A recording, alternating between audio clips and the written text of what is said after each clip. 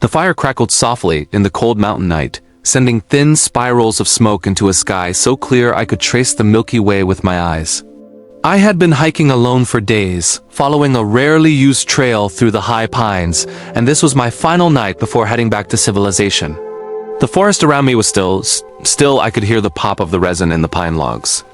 Then from the darkness beyond the tree line, I felt it before I saw it, a presence. Not menacing, not threatening, but immense.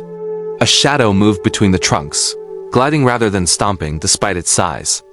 My hand went instinctively to the pocket knife at my belt, but before fear could close in, the figure stepped into the light. And there he was, tall beyond belief, fur silvered with age, his deep-set eyes catching the fire's glow like polished amber. I had heard stories of Bigfoot my entire life, but always brushed them off as folklore chalked up to misidentifications, tall tales, or wishful thinking. Yet the being before me was no trick of light. The air itself seemed to quiet around him like the hush in a great cathedral. He settled near the fire without disturbing a single ember, his movements deliberate and unhurried.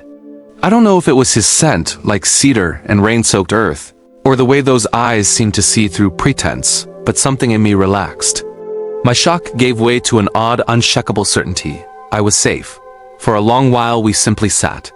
The cold air carried the hiss of the fire, the distant rush of a mountain stream, and far off the gentle hoot of an owl. When he finally spoke, it wasn't quite speech in the way I understood it. His lips never moved, yet his voice formed gently in my mind. "You have questions," the thought came, warm and patient. I nodded, unsure if he would see the gesture or if he needed to. "You wonder why we are seen only when we choose," he continued. "Why we do not let your kind prove us." I swallowed, my throat dry despite the steaming mug of tea at my feet. "Why?" I managed. He leaned back, the firelight painting his fur in shades of copper and gold. "Long before your ancestors walked these valleys, my people roamed freely. We learned to move as the wind moves, to leave no mark save the health of the land. We have watched civilizations rise, watched them fall to their own weight. Some of us grew bitter, choosing exile in the deepest wilds. Others stayed. To watch, to keep balance where it falters." I felt a mix of awe and humility wash over me. "You protect the forest?" The elder's eyes softened. "We watch over more than the trees. We watch over you, though most never know. There are moments when your kind teeters close to forgetting who you are, part of the earth, not apart from it. When that forgetting deepens, the forest suffers, and so do you." His gaze seemed to drift beyond me, towards some memory older than my comprehension.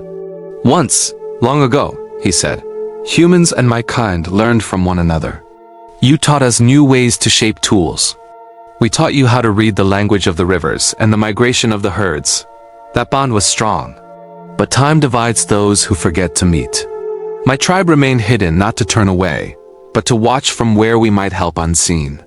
Some call it superstition, we call it guardianship." The words stirred something deep inside me, something that felt older than my own life. "Why tell me this?" I asked quietly. His head tilted slightly, as if measuring my readiness. "Because you listened tonight. Most hear only the noises they fear in the dark. You felt us as presence, not threat.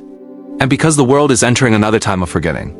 It is not only the land that needs tending, it is the hearts of those walking upon it." I thought of the news headlines I'd scrolled through before starting this trip. Wildfires consuming forests, rivers running dry, the constant heated arguments between people who should be working together. A heaviness, familiar yet sharper now, settled on my chest. What can I do? The question tumbled out before I thought about how strange this conversation was. To speak mind to mind with a creature some insist does not exist. "Begin small," he said. "Care for the places under your own footsteps. Learn to hear without rushing to reply. Show others that the earth is not a resource to be spent, but a home to be tended. The smallest ripples become rivers in time. That is how we endure. We move quietly, but never stop moving." He rose then, towering over the flames.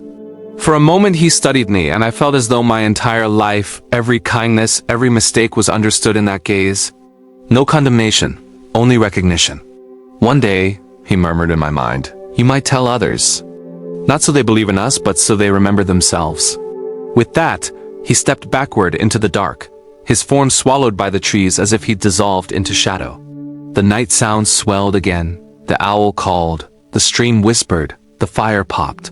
I sat there long after, replaying every word, every pause. By morning, the snow line on the peaks had crept lower, and the ground was traced with fresh tracks leading away from my camp massive, each print distinct in the frosted earth. I followed them a few paces before they vanished into a stretch of moss and leaf litter. Not erased, simply gone. Back in the city, the encounter stayed with me. At odd moments, waiting for a crosswalk light to change, washing dishes, hearing the wind push through a stand of street trees, I'd remember his words. Begin small. I started engaging with my neighborhood community garden. I listened more, argued less. I learned the names of plants sprouting in sidewalk cracks and taught them to my nieces. When friends scoffed at the idea of Bigfoot, I didn't try to convince them. I only told them a story about how, once, in the mountains, I met an elder who taught me that we have guardians. Not to coddle us, but to remind us to be guardians ourselves.